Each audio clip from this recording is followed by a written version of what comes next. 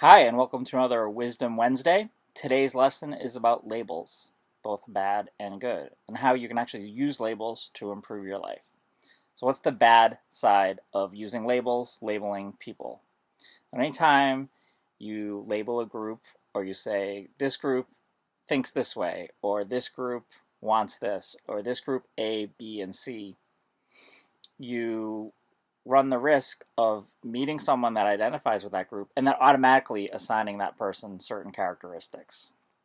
I see this a lot, especially politically. I see posts that say liberals think this, liberals want that, liberals A, B, and C, and the opposite end as well. Conservatives or Republicans think this, want this, A, B, and C. And then if you meet someone that identifies as one of those groups, you're automatically putting all those things on that person. It's just not fair to that person, because I think in reality, most of us have a mixture of beliefs and feelings about the many things going on in the world. And I think a lot of us actually share beliefs, even though on certain things we may be the opposites. I sometimes run into this a lot when people find out I don't drink. They're like, you don't drink, you're Irish.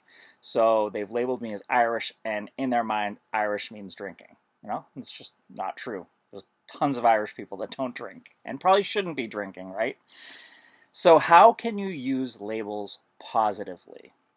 Well, I'm going to give an example that I use in my life where I've labeled myself as something and it actually has a positive effect.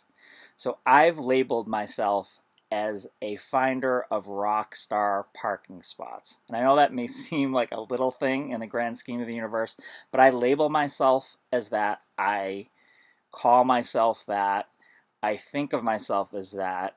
When I'm driving somewhere, especially a city like Boston, New York, I picture that parking spot is going to be there, that rock star parking spot. And guess what? It works. It doesn't always work, but it works way more than my friends who don't do that. They don't identify as that. And that's the thing, is you are whatever you say you are. If you've never heard of George Plimpton, there's a documentary about him called Plimpton! He also wrote a book about being a Bruins goalie. He wasn't a goalie.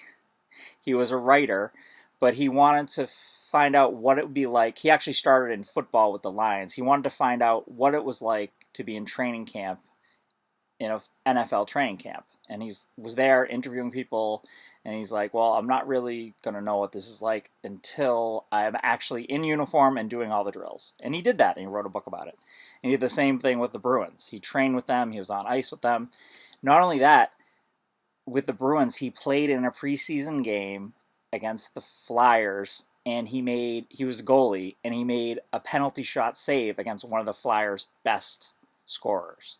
So in that moment, he said, I am a professional hockey player, and he was. So you are whatever you say you are, and you can limit yourself that way too, when you do the opposite. Oh, I'm not athletic, I'm not artistic, I'm not these things, and you're kind of limiting yourself to what you can do. So the more you label yourself as things you want to be, like my simple one is I'm a finder of rockstar parking spots. Well, you can say that about anything. You can say, I'm a nice person, I'm a giving person, I'm a forgiving person, I'm all these things. And the more you say that, the more you identify as that, the more you're going to actually act that way. It works. It works with parking. It can work with anything.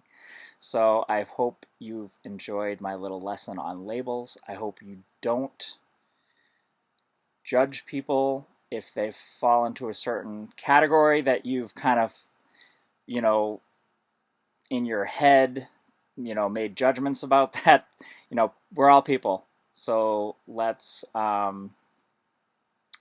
just, instead of labeling others, put positive labels on ourselves. Hope you've enjoyed today's lesson, and I hope you have a great rest of your day.